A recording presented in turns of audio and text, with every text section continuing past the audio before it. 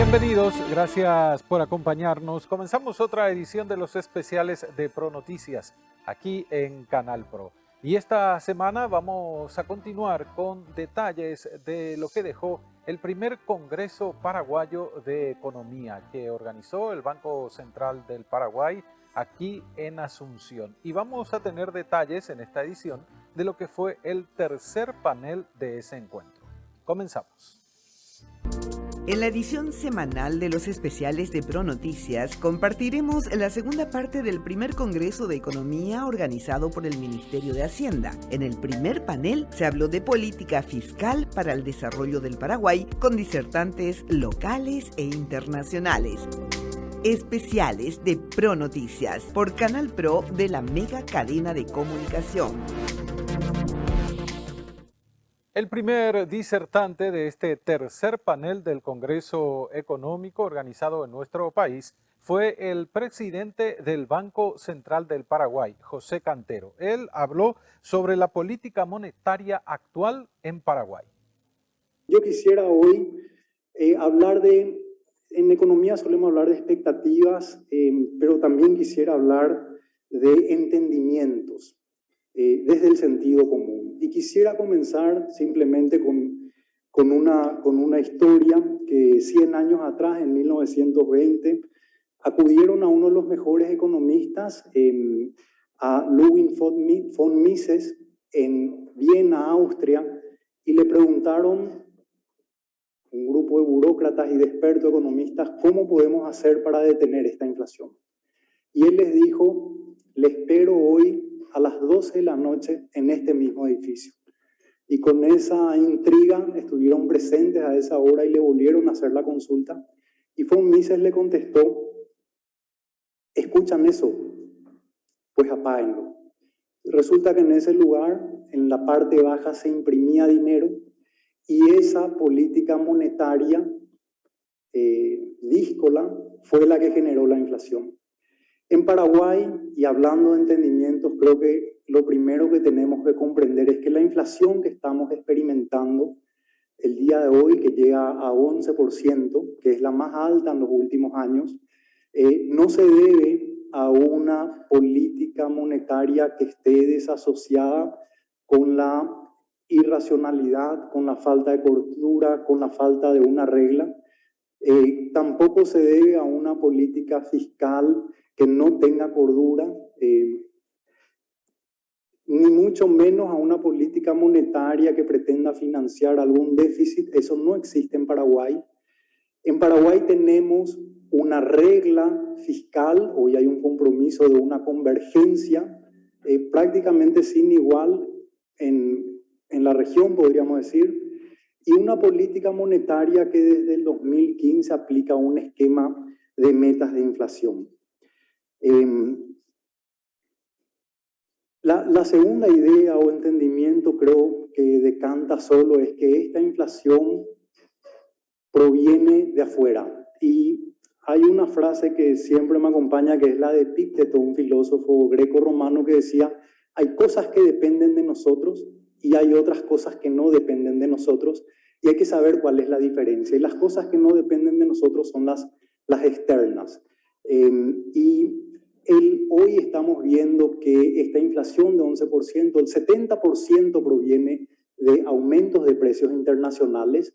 Los combustibles están aumentando un 50%, alimentos 17%. Entonces estamos viendo que ante este escenario de aumento de inflación y que también genera un aumento de expectativa de inflación, el Banco Central está respondiendo con una política monetaria acorde, evitando que el mayor costo de una economía, que es una inflación descontrolada o que se pueda descarrilar, genere más costos. Y si uno pone en la balanza entre el costo de una tasa de interés acorde a un escenario y de lo que pudiese ser un escenario de indisciplina, no hay forma de comparar. Ahora,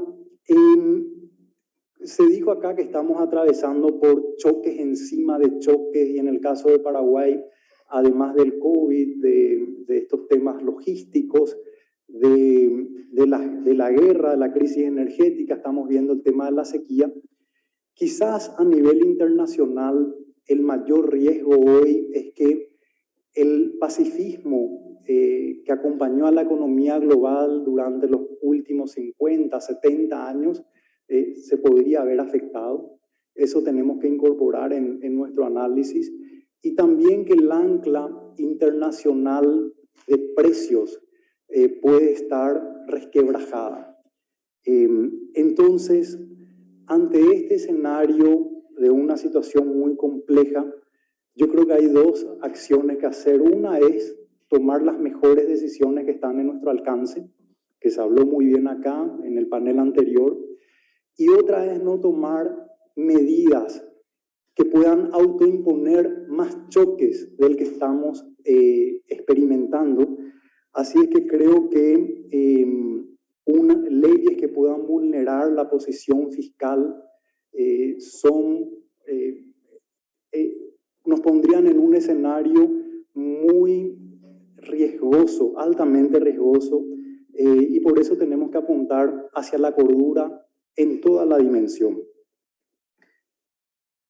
Había mencionado al inicio que la estabilidad macroeconómica es muy rentable. Eso vimos a lo largo de este tiempo. La estabilidad no solamente permitió que el país pueda crecer como se vio, sino que a la vez posibilitó que pueda ser un escudo protector ante los riesgos externos, ante los choques externos. Y lo interesante es que hoy ese escudo protector está bastante bien. Si vemos, hay un compromiso férreo de la posición fiscal de converger hacia la regla fiscal. Los niveles de reserva internacional se mantienen en niveles superiores al nivel pre-COVID. El sistema bancario presenta niveles de solvencia medido en Tier 2 de 20%. Presenta ratios de liquidez y dinamismo también en los créditos. Podemos ver que el mercado cambiario en Paraguay permanece estable, no tenemos estas alteraciones, salidas de capitales, existe confianza. Existe confianza porque seguimos con estos pilares bastante fuertes. Pero yo creo, y creo que tenemos que dejar acá también sentado que el verdadero ancla no es la meta de inflación, no es la regla fiscal, sino que es el consenso o el entendimiento social de la importancia de la macroeconomía. En otros países no hay una posición así fuerte, por ejemplo, de llevar a un déficit fiscal prolongado en el tiempo. Acá nosotros comprendemos que tiene que converger, que eso fue exitoso. Tampoco en nuestro país existe el entendimiento es muy claro que la deuda no puede ir a niveles más de lo que está hoy. Entonces creo que ese entendimiento es nuestro principal activo intangible. Es la institucionalidad más fuerte que tenemos. Y cuando hablamos con las calificadoras de riesgos y con los inversores, nosotros comentamos cuáles son nuestras fortalezas y creo que esta es la principal. Pero creo que este entendimiento que tenemos hoy tenemos que llevar a otros niveles. Tenemos que crecer en nuestros consensos sociales, construir esos consensos sociales. Y para mí lo más importante que se dijo también anteriormente es que tenemos que pensar en función a décadas, en función a plazos largos. Y hoy estamos comenzando una década. Es muy difícil desde la historia traer una década y decir, esta década es similar a esta, pero quizás la que más se asemeje es la de los 80. En los 80 terminó un modelo económico, hubo problemas climáticos, problemas de deuda regional. El país atravesó por un contexto muy complejo que configuró toda una década. Y con eso en mente, nosotros tenemos que pensar. ¿Y cuál fue otra característica de ese entonces? No existieron reformas estructurales. Entonces, creo que uno de los consensos que tenemos que llegar es a la relevancia de realizar estas reformas estructurales que hoy están en discusión, que el ministro de Hacienda, Oscar Llamosa, expuso aquí. Y uno uno puede decir el ciclo político, creo que es una oportunidad que en este ciclo político electoral se puedan presentar estas reformas para que en los siguientes gobiernos y en esta década ya esté todo restablecido. No voy a entrar en detalle, César comentó también muy bien sobre las necesidades de mejoras que se tienen que hacer, también Humberto comentaba ahí, pero el punto es que tenemos que mirar esta década, nuestro PIB potencial ha bajado, probablemente hoy y mirando hacia adelante si no hacemos nada va a ser más errático de lo que era, tenemos condiciones climáticas, no sabemos si estamos en un escenario de crisis climática, probablemente ya estemos adentro, pero esta resiliencia de reformas estructurales va a fortalecer nuestra resiliencia macroeconómica.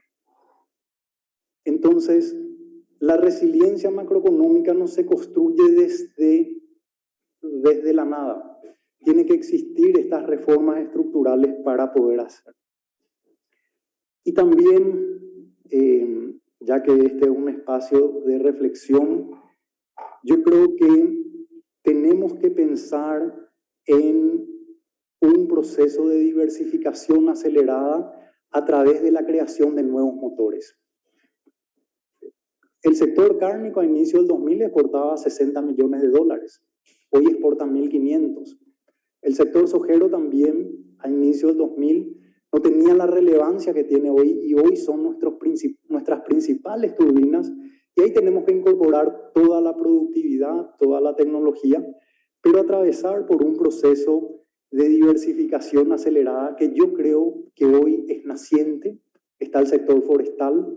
El sector forestal, de acuerdo solamente a esta empresa, de acuerdo a cálculos de estudio económico, representaría 0,5 o 1% de aumento en el PIB.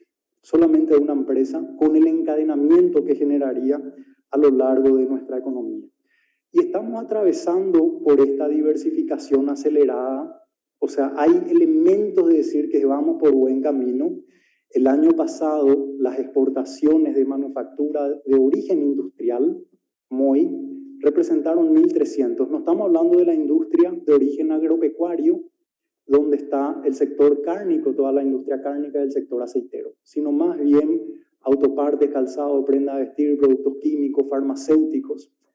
Y tenemos que construir esos motores. Pero creo que también en esta reflexión, comprender que en esta década tiene que haber una orientación hacia la inversión, que se habló acá del ahorro y la inversión del capital privado. Y Paraguay tiene muchos proyectos, muchas necesidades, pero creo que una de las reformas institucionales más importantes por la que tenemos que atravesar es contar con las capacidades de generar proyectos de inversión en los diferentes segmentos de nuestra economía. Y para eso, obviamente, el rol de la CAF, de organismos internacionales, para dotarnos de esas capacidades y hacer como hace Colombia, por ejemplo, que sale al mundo y pone una canasta de inversión de 5 billones de dólares. Nosotros tenemos esa condición, pero tenemos que encarar esta década con una bandeja de proyectos. Es muy bueno promover empresas, promover nuevas empresas, pero a la vez de esta línea de promoción de inversiones que hoy también se va a comentar esta tarde a través de la presentación del Ministerio de Industria, de REDIEX, también necesitamos generar esta avenida. Y en esta conversación también no podemos dejar en blanco algunos temas. Creo que, bueno, no voy a entrar a hablar de los que ya se mencionó, de la necesidad de educación, etc. Pero considero que en esta década tenemos que ir más rápido hacia una economía digital. Todos estos procesos de industrialización que el país está, se van a seguir fortaleciendo y necesitamos ir hacia exportación de servicios digitales. Si uno mira la balanza de pagos, Paraguay registra déficit en la oferta de servicios, exportación menos importación. Y probablemente esa posición sea negativa en forma continua. Pero requerimos de un nuevo sector digital que pueda exportar servicios digitales y que pueda posibilitar que nuestras operaciones, nuestra vida se facilite, que exista eficiencia. El Banco Central, en este sentido, bueno, está muy comprometido. Hemos lanzado ya hace 10 años el sistema de pagos, el SIPAP. El SIPAP hoy representa 190% del PIB. Por día hay aproximadamente 140.000 transacciones. Hay días que superamos 180.000 transacciones. Y con el lanzamiento del SIPAP, del sistema de pagos instantáneo 24/7, creo que vamos a dar un paso muy importante. A su vez, la reforma, el proyecto de ley de inclusión financiera va también a dinamizar y acelerar los procesos de inclusión financiera, de digitalización, de formalización de la economía. Entonces, sin muchos recursos, podemos hacer mucho en todo este campo. Y también otro entendimiento para esta década, yo creo que necesitamos pensar entre todos en este nuevo rótulo de la competitividad, que es la economía verde, que es la economía sustentable. Hoy las puertas para los distintos mercados tienen estas características, no podemos desconocer. Y Paraguay tiene una oportunidad muy grande. Se hablaron acá de las represas y de lo que representa, pero también tenemos que hablar de todas las otras represas que se pueden generar, de todas las demás productoras de energía a través de no solamente del agua, sino también del sol y lo que sea. Pero si nosotros llegamos a poner en un presupuesto, así como César hablaba del presupuesto que es más rentable, estoy de acuerdo con eso, pero un presupuesto de cuáles son las inversiones en este sector, en lo que es una ciudad verde, en lo que sería el turismo verde o las fuentes de energía que puede generar el país, o en el sector forestal. Si hacemos un presupuesto de eso, obviamente el número va a sobrepasar, va a llegar a 10 billones quizás. El potencial es muy grande ahí y creo que tenemos que capitalizar esto. Por último, solamente en este ámbito de discusión y celebrando el Día del Economista, creo que es muy importante que el diálogo prevalezca sobre el debate, que tengamos un espíritu reflexivo. El diálogo no es, el debate es yo gano, vos perdés, yo tengo la razón, vos no, a mí me aplaudan. El diálogo, en cambio, es un proceso de conversación de las mentes constructivas que aspira a un crecimiento, que aspira a un nuevo entendimiento. Y creo que tenemos que, en esta década, comprometernos, que la herramienta sea nuestro diálogo, que podamos mirar más allá de nuestros intereses particulares y muchas veces transitorios, y pensar en la década y dejar un poco de lado la coyuntura por todo lo que está apremiando. Entonces, creo que las oportunidades están, y a través de un diálogo y a través de un compromiso permanente y real, vamos a ser capaces de transformar y de aprovechar todas estas oportunidades que presenta esta década. Muchas gracias.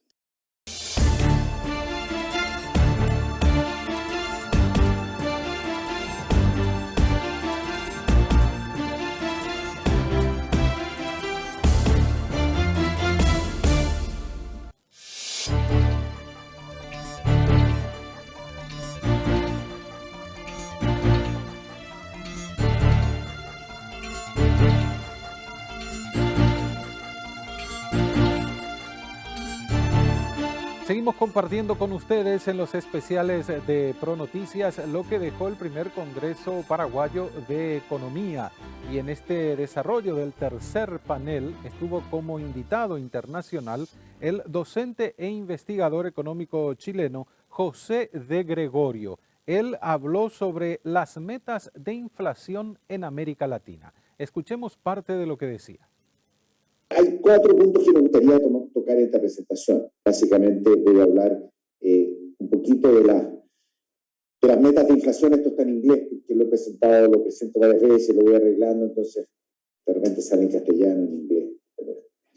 Hablar un poquito de las metas de inflación en América Latina, la conquista de la baja inflación en América Latina, que sin duda fue un problema bastante grave, y cómo esto facilitó y preparó el camino para haber enfrentado 2 crisis de primer orden en la economía mundial, como es la crisis financiera global, la mayor crisis financiera desde la Gran Depresión, y después COVID, ¿no es cierto?, una crisis de otra magnitud donde también los bancos centrales cumplieron un rol fundamental. Para terminar con un par de conclusiones y ajustarme al tiempo que se tiene previsto. ¿No es cierto?, respecto del punto 1, varias cosas pasan y quisiera mencionar algo de las metas de inflación en América Latina, ¿no es cierto?, su fecha de adopción, cuánto era el target inicial.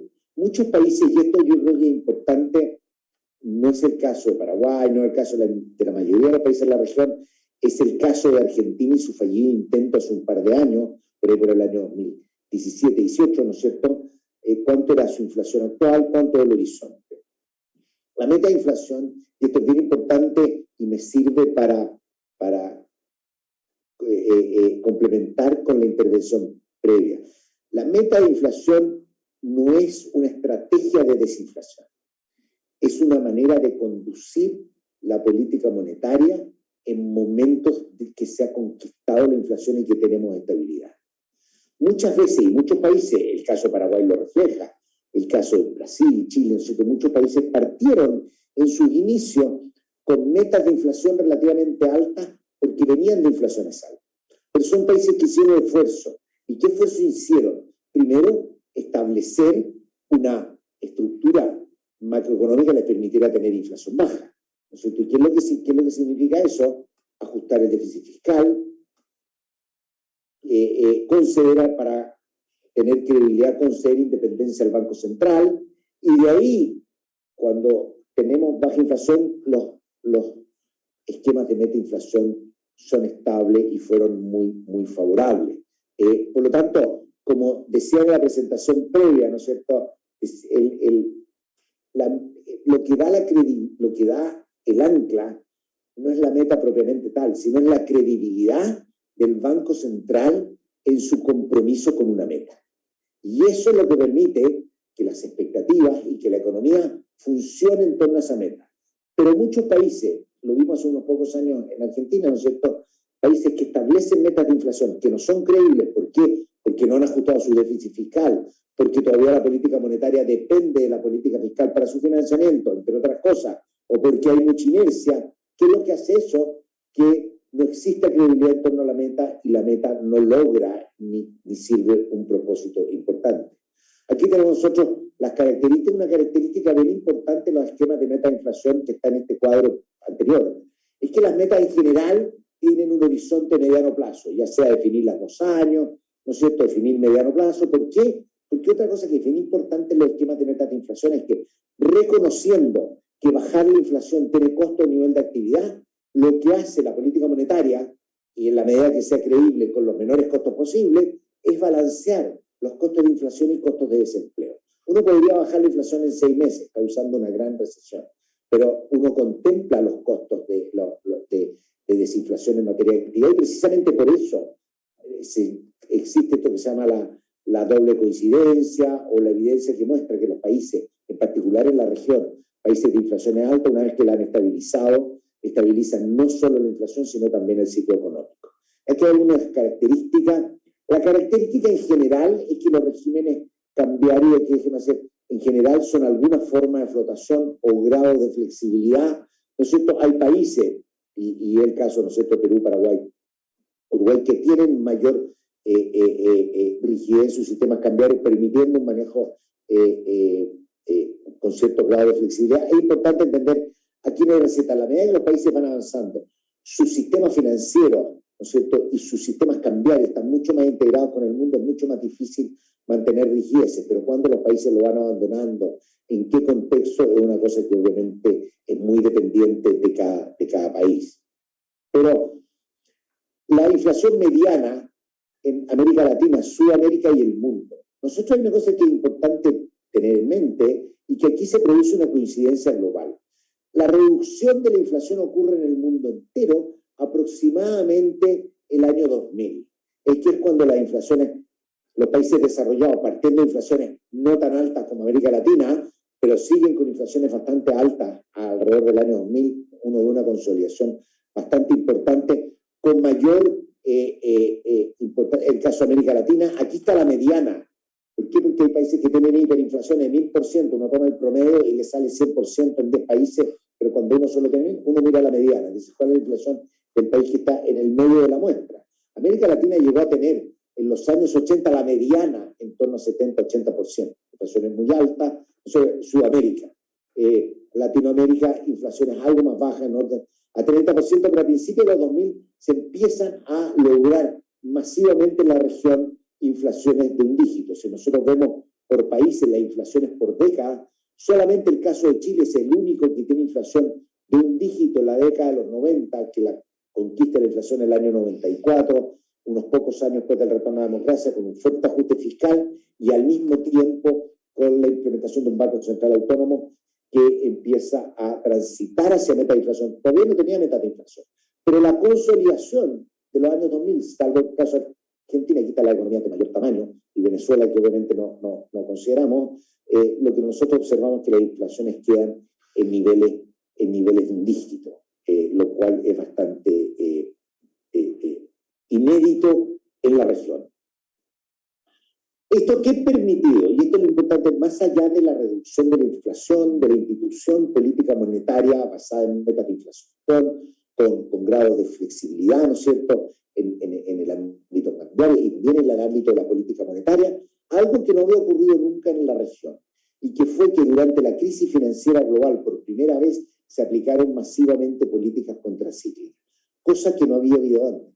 Nuestro país, como Beck y Bulletin lo han sostenido en muchos trabajos, ¿no es cierto?, eran países que tenían políticas monetarias y fiscales procíclicas. ¿Por qué la política monetaria era procíclica?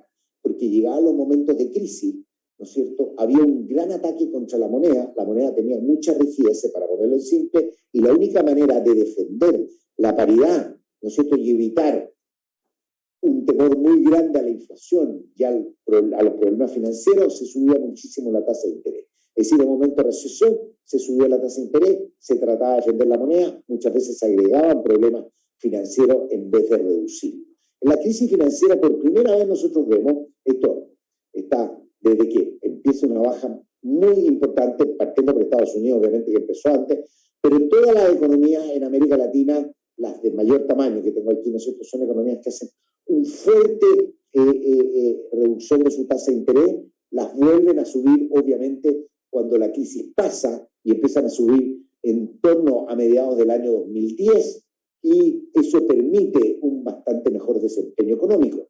Nosotros aquí vemos lo que pasó con las monedas, que es algo que les mencionaba. Las monedas, durante el pic de la crisis, que fue los años finales del 2008, con la quiebra en agosto de Lehman Brothers, ¿cierto?, el colapso de Lehman Brothers, y principios del año 2009, las monedas estuvieron muy, muy depreciadas.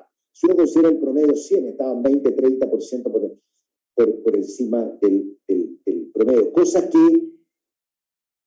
que en el pasado nadie hubiera imaginado que uno podría tener estos ritmos de depreciación, donde, por ejemplo, nosotros tenemos países que pasan de niveles cercanos de 80 a 120, 130, entonces estamos hablando de depreciaciones, de debilitamientos de la moneda en torno a 50% entre el piso y el techo, ¿no es cierto?, y las economías no colapsaron financieramente, y esto permitió que las economías tuvieran un buen desempeño económico. ¿Y cómo medimos eso de manera muy simple? Aquí tomamos el desempeño de los países que aplican, que les mostré en la tabla inicial, que aplican metas de inflación respecto del mundo, respecto de la economía emergente y respecto de, para excluir los países que no siguen en la región metas de inflación.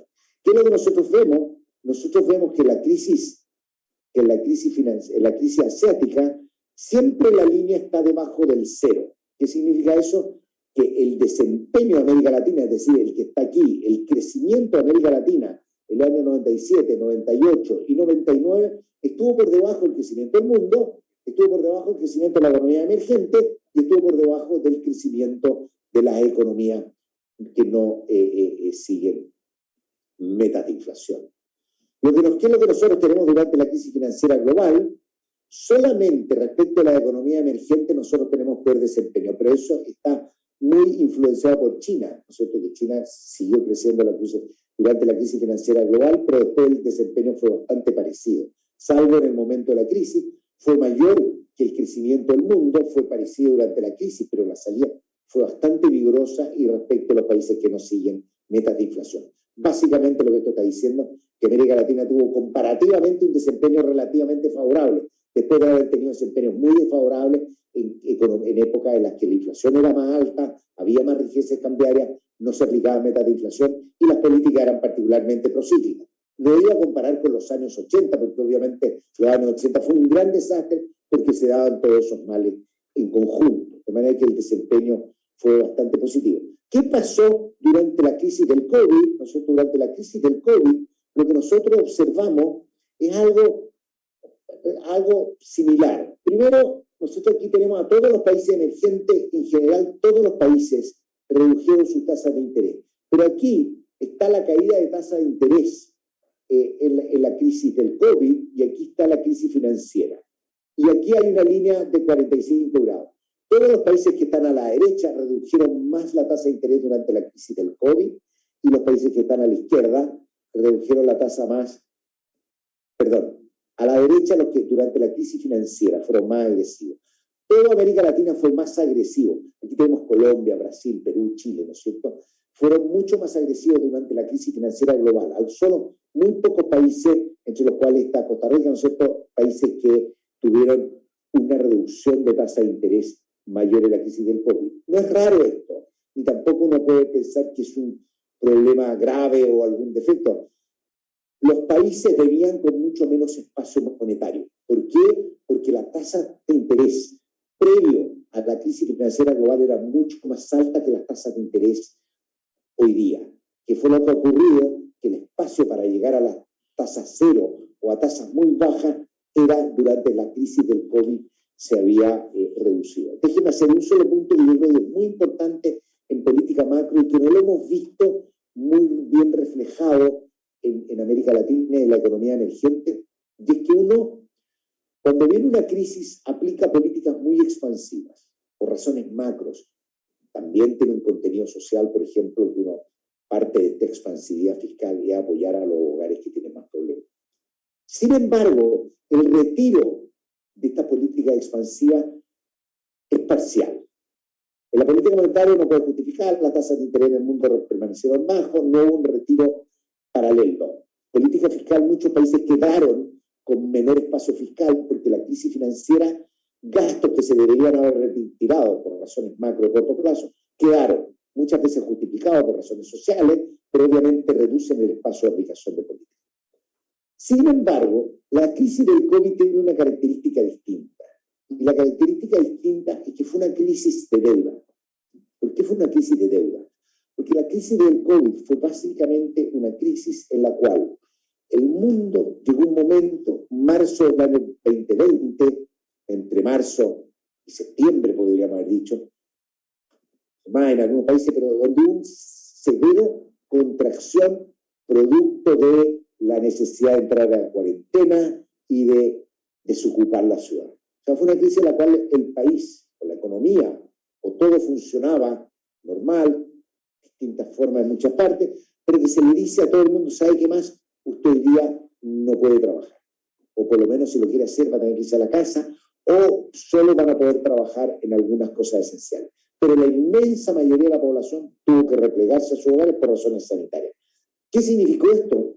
Que la gente no generó ingresos, las empresas no generaban ingresos, pero, por otra parte, lo que sí teníamos era que mientras las empresas no generaban ingresos, uno tenía que seguir gastando, tenía que seguir pagando los servicios básicos de los hogares, tenía que seguir pagando la renta o la deuda hipotecaria, ¿no es cierto? Las empresas tenían que seguir pagando a sus trabajadores, por lo tanto, teniendo gastos mucho mayores que los ingresos, fue una crisis de deuda. Y algo muy importante que hicieron los bancos centrales durante la crisis fue facilitar la provisión de crédito. Aquí nosotros tenemos los créditos, partiendo de la crisis en 100, el monto de créditos al sector privado, en la economía avanzada y la economía emergente. Nosotros vemos que la economía emergente, el crédito, logró mantener una tasa de crecimiento relativamente saludable. También ocurre en la economía avanzada, pero con mucho más fuerza en la economía emergente, porque era precisamente lo que se necesitaba. Hoy día hay que pagar la deuda, pero hubo provisión de crédito que permitió, ¿no es cierto?, que el arreglo crediticio no fuera por la vía del default, del no pago, de la morosidad. Aquí nosotros tenemos las tasas de crecimiento durante la crisis financiera global y durante la crisis del COVID en economía emergente, con dos medidas, porque es bastante difícil conseguir los datos. La primera muestra tiene como 20 países, la segunda tiene como 2, donde uno tiene todos los países. Pero, ¿qué es lo que ve uno básicamente? Uno ve que durante la crisis financiera global el crédito cae. ¿Por qué cae? Porque cae la demanda por crédito. Hay fricciones que a veces impiden que el crédito fluya, pero fundamentalmente fue una caída muy brusca de demanda, y la caída muy brusca de demanda también va acompañada de una caída bastante severa en el crédito, a lo que a veces se suman ciertas fricciones en los mercados crediticios que reducen la oferta de crédito. ¿Qué fue lo que pasó durante la crisis del COVID? Durante la crisis del COVID nosotros vimos, ya sea como miramos la muestra, nosotros vimos que en 12 meses el crédito, respecto a sus niveles, si nosotros hacemos una tendencia de lo que era previo a la crisis, los niveles de crédito aumentaron de manera muy significativa. ¿Y cómo se logró esto? Yo diría que ahí hubo básicamente dos políticas fundamentales que fueron las que ocurrieron. La primera fue las garantías de crédito que las concede los estados, ¿no? No puede conceder el Banco Central porque es política fiscal, conceder una garantía de crédito. ¿El banco qué puede proveer? El banco puede asegurarse de que haya la liquidez y la suficiente, la capacidad del sistema financiero para poder realizar los créditos. Muchos países quisieron, por ejemplo, los bancos centrales emitían liquidez, en muchos casos contingente en que esa liquidez fluyera al sector privado, de manera que el banco no podía decir, mira, no puedo usar esta garantía porque no tengo crédito. Podían acudir a los bancos centrales a conseguir líneas de crédito que pudiera apoyar en la expansión del crédito. Esto fue muy importante, como muestro aquí para ir finalizando. Los países tuvieron una fuerte caída de tasas de interés hacia principios de la crisis. ¿Y qué enfrentamos hoy día? Hoy día enfrentamos un problema que viene de vuelta, ¿no es cierto?, que también ocurre en Paraguay, ocurre en muchos países de la región, un problema bastante complicado, que es el alza de la tasa de inflación. Un fenómeno que comenzó como un fenómeno externo, porque suben los commodities en gran cantidad de países, porque suben los commodities y porque hay fricciones en las cadenas de producción. Por lo tanto, se hacen más costosos los insumos, se hace más costoso producir. Pero el hecho y el origen no es lo más importante. El problema, el peligro, el riesgo, es que esta inflación, que puede ser en un par de bienes, en un grupo de bienes, empieza a propagarse hacia toda la economía. Nosotros vemos en la mayoría de los países, y además hay contraste, en la mayoría de los países que tuvieron una recuperación rápida, el caso de Chile es bastante importante, porque hizo una expansión fiscal, más retiro de fondos de pensiones que generaron un aumento de demanda inédito, ¿no es cierto? En Chile la inflación está en 10%, pero la inflación subyacente, cuando uno saca todas estas cosas externas y volátiles, estamos hablando de inflaciones de 8%. En Europa, por ejemplo, la inflación que puede estar más cerca del 7%, la subyacente está más cerca del 3%. O sea, esto depende mucho de los países. Pero lo que nosotros estamos observando es que la inflación, que puede tener un origen en alimentos y energía, agravado por la crisis, ¿no es cierto?, la guerra en Ucrania, se difunde hacia todos los bienes y genera una espiral inflacionaria complicada.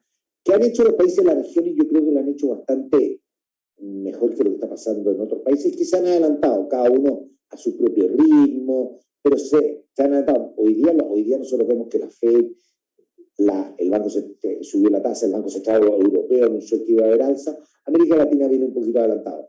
Puede tener algún costo en materia de ingreso mayor, probablemente, pero por otra parte tiene la ventaja de que logra mantener el ancla y la credibilidad anticipado a no volver a repetir una historia bastante lamentable de 50 años, ¿no es cierto?, en la economía de América Latina, y que fue además una de las razones por las cuales las economías en la región crecían tan poco, que fue tener alta inflación. Simplemente para ir, y este proceso va a continuar, probablemente vamos a estar con tasa de inflación entre 10 y 15%, los países que más suben, pero de aquí a 24 meses nosotros deberíamos estar observando, ¿no?, ya, o por lo menos en 12 meses ya, caída importante y ajustándose ojalá las metas en el plazo esperado o algo mayor en algunos, dependiendo del desafío macro que tengan, pero en todo caso, el compromiso, la credibilidad, el actuar consistente, no basta con anunciar que uno tiene una meta, uno tiene que actuar consistente con esa meta. Si alguien dice, mira, tengo una meta, pero no es una tasa, y la inflación está en 15%, es complicado. El tiempo en el que se toma, cómo se va haciendo, va dependiendo, ¿no es cierto?, de los países. Simplemente para terminar, un commitment fuerte a una meta de inflación con un Banco Central independiente ha sido muy efectivo para controlar la inflación. No es lo que la trabajo acompaña, pero también ha mitigado los efectos de actividad de las principales crisis que hemos tenido en los últimos años, ¿no es cierto?, sin precedentes, que 30 años atrás, 50 años atrás, crisis de esta magnitud hubieran tenido efectos muchísimo más devastadores sobre la región. Permitir que el tipo de cambio absorba parte de los shocks también contribuye a que haya un buen desempeño económico. Y otra cosa que no mencioné, que no me detuve, pero que es central en la región de la economía emergente, es la regulación financiera. Hay que evitar los excesos, hay que evitar este espejismo que hubo en la economía desarrollada, cuando empezaron a inventar instrumentos raros, cuando empezaron a crear innovación financiera, a sacar la plata a los balances de los bancos para aumentar y para alimentar una burbuja inmobiliaria, cosas que tuvieron efectos muy devastadores en la crisis financiera global. Hay que evitar los excesos tanto en el sistema financiero doméstico como en la integración al sistema financiero internacional. Es muy importante integrarse, es muy importante los flujos de capitales, pero obviamente uno tiene que hacerlo con cuidado. Existen medidas macroprudenciales, microprudenciales, existen muchas medidas. A mí simplemente me gusta decir, hay que tener los balances de las instituciones financieras sólidos, sujetos a ser capaces de absorber situaciones de mucho estrés, ¿no es cierto?, con medidas regulatorias. Pero finalmente, y también se mencionaba en la presentación anterior, todo esto requiere apoyo del resto de las políticas macroeconómicas. Y obviamente una política fiscal sólida, solvente, que además esté sujeta a alguna forma de regla fiscal, obviamente contribuye mucho. Primero, a tener una política fiscal estable y que no tenga que apretar los gastos sociales cuando hay una crisis, que es la historia que hemos tenido nosotros. Y por otra parte, hemos visto que es importante la política fiscal como apoyo en contexto macro, donde la política monetaria es la que va a estar haciendo los principales ajustes cíclicos y la política fiscal no le juegue ni tenga efectos negativos sobre la estabilidad de precios y la estabilidad macroeconómica.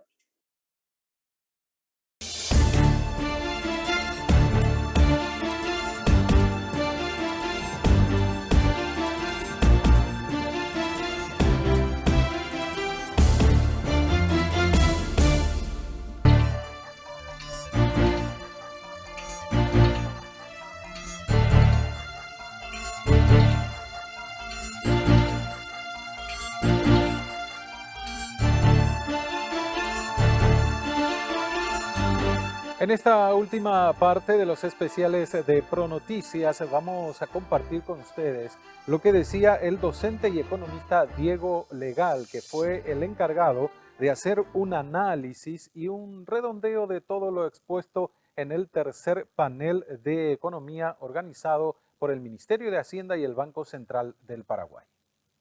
Es un panel sobre política monetaria, se mencionó mucho el actual esquema de implementación o de llevar a cabo la política monetaria, no solo en el país, sino en la mayor parte del mundo, con énfasis en la región, en Latinoamérica. Entonces, Primeramente, nada más, me gustaría enfatizar algunos puntos que más o menos ya estuvieron comentando los panelistas, y nada más como cierre para enfatizar sobre lo que es el esquema de metas de inflación, muy diferente a lo que se tenía antes de agregado monetario, y sorprendentemente, a mí como profesor me llama mucho la atención, todavía hay mucha esa imagen de que todavía estamos en un esquema agregado monetario, que el Banco Central maneja la cantidad de dinero, se preocupa de la demanda de dinero, etcétera, etcétera, y ya hace tiempo eso dejó de ser así. De hecho, en Paraguay desde el 2011 se establece ese esquema oficialmente de metas de inflación, en donde, para enfatizar qué significan metas de inflación, va más allá sencillamente de decir este numerito de inflación, como bien lo enfatizaron los anteriores panelistas, es entender y es comunicar bien ese número, y también entender bajo qué contexto, cuáles son los prerequisitos para que este número tenga sentido, y por sobre todo los agentes lo entiendan y el Banco Central logre ese gran activo que es su credibilidad, ¿verdad? Así como la parte fiscal tiene su espacio de política fiscal, mi nivel de deuda, déficits, el Banco Central, su principal activo y lo que determina su margen de maniobra es su credibilidad, ¿verdad? Desde el momento que esa credibilidad está en riesgo por diferentes factores, se limita esa potencia, esa capacidad de la política monetaria para lograr su objetivo. Hoy, como se estuvo hablando en toda esta charla, en este congreso, el contexto mundial plantea grandes desafíos, ¿verdad? Que es un examen muy difícil para tanto las autoridades monetarias como para las autoridades fiscales de llevar precisamente a cabo en su mandato, ¿verdad? Todas las economías de la región salen de esa pandemia en donde se gastó mucho de los espacios fiscales, que era necesario hacerlo, y al mismo tiempo saliéndose de eso en un mundo en donde pensábamos que bueno, esto se acabó, vamos a ir retomando la disciplina fiscal, volviendo a la normalidad, empezamos a tener esa secuencia de choques, una guerra, el disparo de la inflación a nivel internacional, que todos se plantean estos desafíos de, bueno, tenemos esta necesidad de volver a la estabilidad fiscal, pero al mismo tiempo estos nuevos choques a la economía mundial nos lleva a una débil recuperación también del producto. De hecho, como vimos durante el día, el FMI en su predicción del mes pasado, abril, revisó a la baja para la mayor parte del mundo en las proyecciones de crecimiento. Uno de los condimentos claves para entender este numerito del cual le hablé al comienzo de metas de inflación son unos prerequisitos. Y clave es la ausencia de dominancia fiscal, ¿verdad? Ese es el gran desafío que tienen todos los países, y la independencia obviamente del Banco Central para llevar a cabo en su política monetaria, y que esa presión fiscal no venga a impedir la habilidad del Banco Central de buscar ese objetivo y mantener su credibilidad. Por suerte, el gran desarrollo de las instituciones y todos los países creo que aprendimos mucho, y principalmente Latinoamérica hemos sufrido grandes periodos hiperinflacionarios en donde esa dominancia fiscal se dio y se complicó bastante también la capacidad del Banco Central de mantener su estabilidad de precios. Yo creo que todo eso ha servido para hoy tener una mayor institucionalidad en la conducción de la política económica en ambos frentes, la política fiscal y la política monetaria, que deben actuar de forma coordinada. Como bien lo dijo el profe Quijo a la mañana, más temprano a la mañana, no son cosas independientes, separadas de sí mismas, sino que son dos factores que deben estar coordinados, ¿verdad? Hemos visto que a pesar de este contexto de la pandemia en los países donde todos terminaron con grandes déficits, aumento de deuda, ante estos nuevos choques en la economía mundial que llevó un disparo de la inflación, hemos visto a los bancos centrales aún así reaccionar a esa inflación subiendo, recuperando las tasas de política monetaria de forma obviamente coordinada, pensada, con una comunicación transparente. Eso quiero ser esta vez optimista y muestra el gran desarrollo y el gran progreso que hubo en materia de política en todos los países, ¿verdad? Que podemos ver ese tipo de cosas que a pesar del contexto complicado del fisco, ante un brote de la inflación, el Banco Central entiende que, bueno, que lo fundamental es mantener esa credibilidad, ese activo del objetivo inflacionario y aún así reaccionar, ¿verdad? Subiendo, recuperando esa tasa de interés. Entonces, en términos de ese prerequisito de independencia y ausencia de dominancia fiscal para el funcionamiento del esquema de inflación, yo creo que la experiencia ahora de esta pandemia y estos nuevos choques post-pandemia nos muestran que el alto grado de institucionalidad de los países es alentador para pensar a más largo plazo, en 2 o 3 años, para cuando ojalá por fin salgamos de esta situación, estar optimista en hablar de estos otros temas que estábamos diciendo al mismo tiempo. Ojalá tengamos progreso en ciertas reformas en otros aspectos de estructura productiva, eficiencia, etc. El otro riesgo, y ya saliendo del esquema mismo de metainflación, pero un riesgo muy relevante para la conducción de la política monetaria, principalmente en pequeñas economías abiertas como Paraguay, tiene que ver con el caso de Estados Unidos. También ya inició su proceso de normalización monetaria, ya subió su tasa de interés. En principio esto plantea riesgos, ¿verdad? Históricamente se lo correlacionó con salida de capitales, reducción del comercio mundial. Y para países como Paraguay o como los países de la región, eso nuevamente plantea riesgos a futuro en lo que va del año, ¿verdad? Qué tan rápido la Fed este año va a seguir aumentando. Pero sin embargo, de vuelta, quiero mostrarme optimista porque en gran medida, esto lo llamamos en economía, entendemos que tenemos que ser forward-looking o mirar hacia adelante. Ya el año pasado, muchos de estos aumentos o potenciales aumentos de la Fed llevó a los países, también motivado por la cuestión inflacionaria, a normalizar su política monetaria y a subir la tasa de interés. Además, vamos a seguir teniendo un acompañamiento de los precios de los commodities que atenuaría mucho esos riesgos que usualmente observamos en este tipo de episodios cuando la Fed aumenta de salidas de capitales. Entonces también yo creo que por ese lado eso nos ayudaría. Un tercer riesgo que también se mencionó tiene que ver con la sequía, ¿verdad?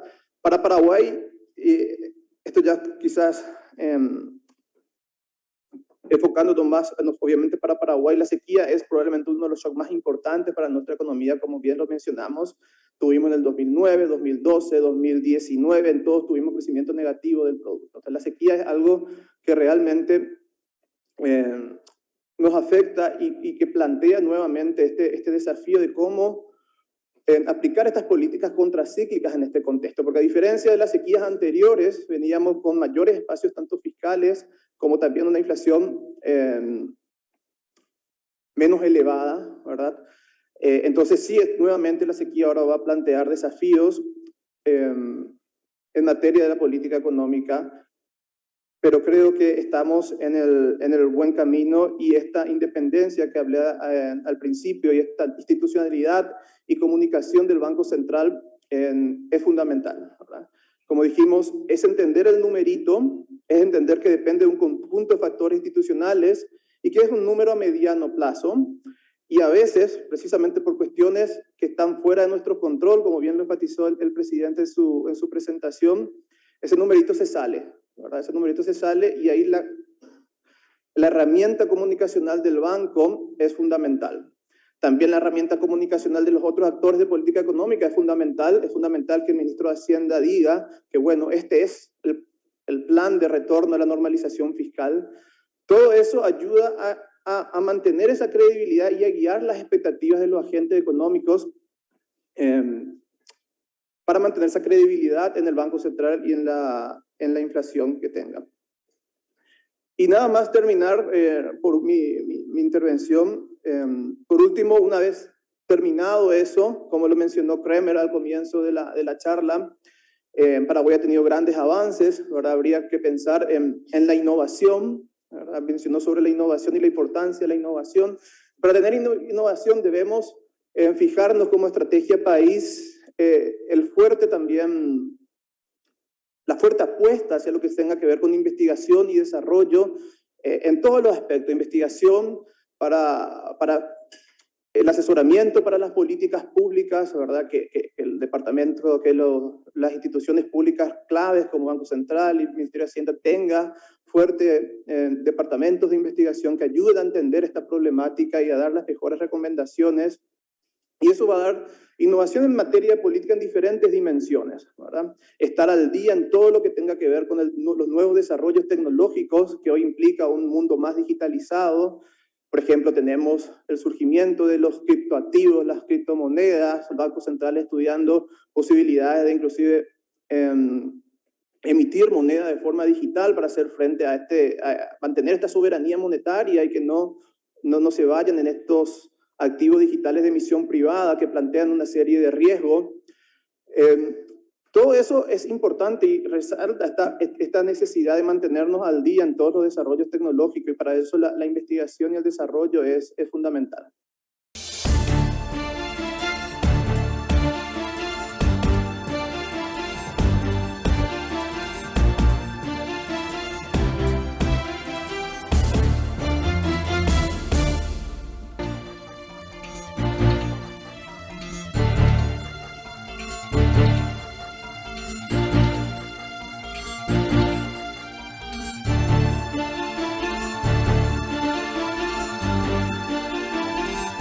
Y con esto llegamos al final de esta edición de los especiales de ProNoticias. Gracias por acompañarnos. Los esperamos la próxima semana.